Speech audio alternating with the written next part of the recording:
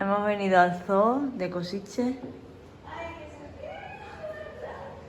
y os vamos a enseñar un poquito por aquí. Es que se esconden.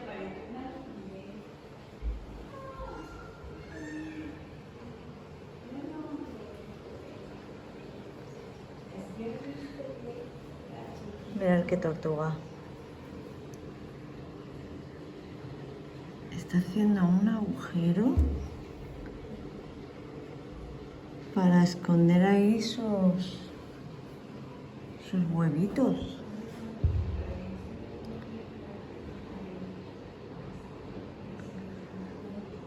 Qué bonita. A ver, ¿cómo se llama esto?